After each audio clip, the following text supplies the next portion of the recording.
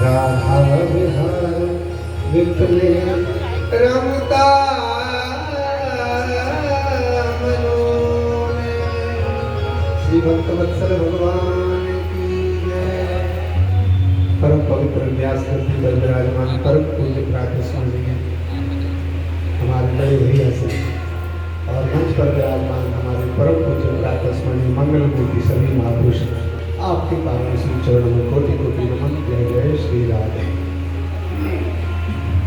थोड़ा सा समय है, लंबी लंबी बातों में निकालने की जरूरत ना है।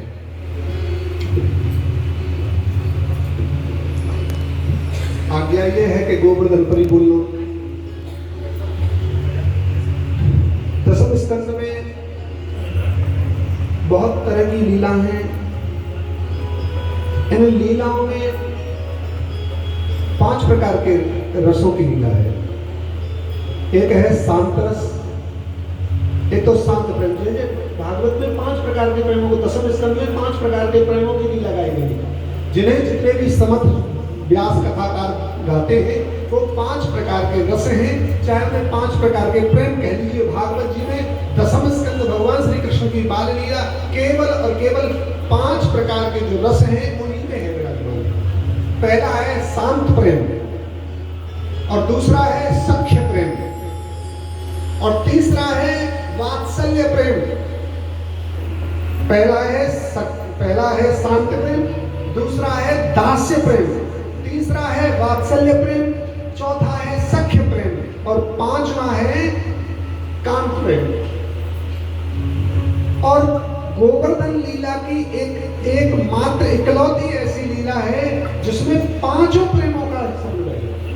किसी भी लीला में 5 लीला नहीं है, 5 प्रेम नहीं है। प्रत्येक लीला में, जहाँ यशोदा मैया की लीला है उसमें वात्सल्य है, जहाँ ग्वालों की लीला है उसमें सख्य है, लेकिन गोवर्धन लीला ऐसी है क्योंकि जब गिरिराजी ठाकुर जी ने उठाए तो ब्रज का कोई भी गाय बछड़ा नहीं बचे, तो गोपी ग्वालों साधुओं की छोड़ो सब इकट्ठे हो गए, और सब इकट्ठे हो गए तो सबने अपनी अपनी भूमिका निभाई। इसलिए 5 प्रकार के प्रेमों का जहाँ एकत्रित किया गया वो केवल और केवल गोवर्धन की लीला है और कोई दूसरी लीला नहीं। 5 प्रेमों की लीला। अब बस गोवर्धन की बात है, आपने सुना होगा, सभी महापुरुष कहते हैं एक रूप से पूजत है, एक से रहे पूजाए, सहस्त्र भुजा फैलाए के रहे मांग मांग के खाए। ये तो दोहा प्रचलन में है, आम सभी वक्ता बोलते हैं, पर सहस्त्र भुजाओं का मतलब है हजारों भुजाएं। और जब ठाकुर जी गोवर्धन पूजन करने गए तो श्याम सुंदर जैसा ही गिरिराज प्रकट हुआ।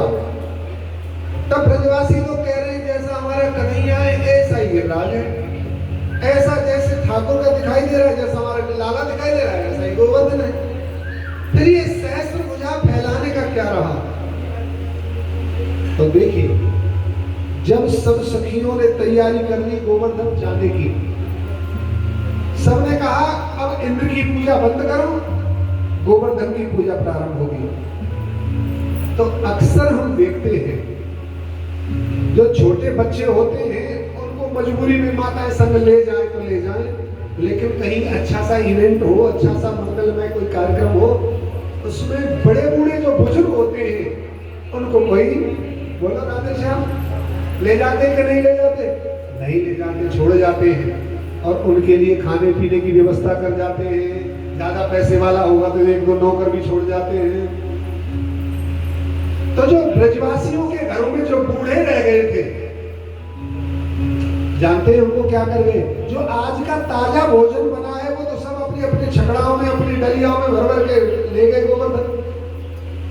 अब उन जो वृद्ध रह गए थे, बुजुर्ग रह गए थे, उनको रात की महेरी, रात का दलिया जो रात बनाया था, ब्रज में आज भी यह परंपरा है, रात को चढ़ाए हुए दलिया को सुबह मठासे और दूध से खाते हैं। बोलो राधे श्याम।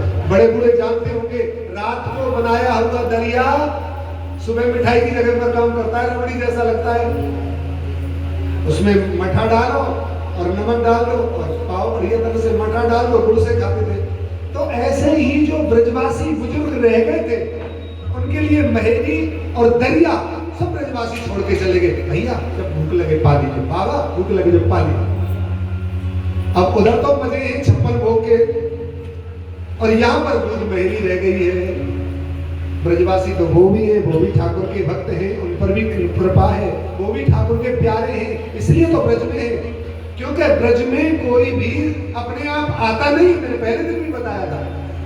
वृंदावन में ब्रज में कोई भी आता नहीं है, तो क्यों आते हैं? बोले हम सब बुलाए जाते हैं, इसलिए हम आते हैं, क्योंकि हम बुलाए जाते हैं। ब्रज में सब बुलाए गए हैं। अब बुजुर्ग कह रहे हैं कि जब हमें बुलाया है तो इसलिए बुलाया है कि जवान जवान सब हमारा भोग लगा दे, हम बड़े बूढ़े यही खटिया में पड़े रहे। तो बुजुर्गों ने क्या किया, अपने अपने बड़े बड़े कटोरा में दूध महेरी डाली, मठा महेरी डाली, दूध दरिया डाला, गुड़ की डली डाली, और ऐसे हाथ उठाया, अरे गोवर्धन नाथ, अरे गिरिराज, तू तो बहुत बड़ा देवता है, बड़े देवता के बहुत हाथ हुए, तो सब ब्रजवासी के 56 भोग कोई भोग लगाओ, एक कछु हमारा भी ले लो। तो सब ब्रजवासी ने जब कटोरा अपने अपने आगे करे, तो भागवत कथा में तो नहीं है, लेकिन अन्य अन्य ग्रंथों में कई कई महापुरुषों ने अपनी वाणी में लिखा है कि दीवालों में से हाथ निकल करके उन ब्रजवासियों के भोग को स्वीकार किया। दीवालों में से लाओ रे ब्रजवासियों, लाओ रे ब्रजवासियों, तभी तो कहा है सहस्त्र भुजा फैलाएंगे, हजारों भुजा निकली है और मांग मांग के खा रहे, लाओ ब्रजवासियों, लाओ ब्रजवासियों। ये गोवर्धन लीला ही एक ऐसी लीला है, संपूर्ण भागवत कथा यहाँ भी सुनिए, जैसे कि कहीं और भी सुनते होंगे और प्रतिवर्ष ही सुनते हैं। प्रत्येक लीला में अलग अलग के लिए, कोई लीला भगवान ने संतों के लिए की है, कोई लीला गोपियों के लिए की है, कोई ग्वालों के लिए कोई है, कोई सर्पों के लिए की है, कोई बछड़ों के लिए की है, लेकिन गोवर्धन लीला ही एक ऐसी लीला है जो बूढ़े से लेकर बच्चे तक है, और किसी भी प्रकार का कोई भी जीव जंतु ठाकुर जी ने छोड़ा नहीं है। अब इसको पूरी गोल गोल कर करके कथा को सबका सारांश यह है, ब्रज भूमि की इस ब्रज पर जिसके एक बार भी चरण चिन्ह बन गए, इस ब्रज की भूमि जो 84 कोस ब्रज है, वृंदावन इसका हृदय है, इस ब्रज 84 कोस की इस ब्रज पर जिसका एक बार भी चरण चिन्ह बन गया, ठाकुर जी उसे कदापि छोड़ने वाले नहीं है। सृष्टि के अंत तक चाहे सही कल्याण करके ही मानते हैं, और यही ब्रज भागवत का।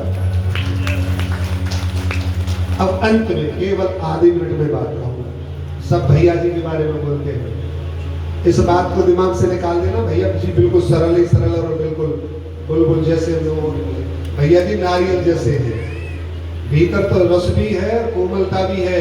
जो ज्यादा अकड़ू है उनके लिए जैसे नारियल को ऊपर को खोखला है ना, खोपड़ी फोड़ दे, ऐसे सख्तों के लिए भैया जी सख्त भी बहुत हैं, सख्तों के लिए वज्र जैसे हैं, और कोमलों के लिए नारियल के दाने से।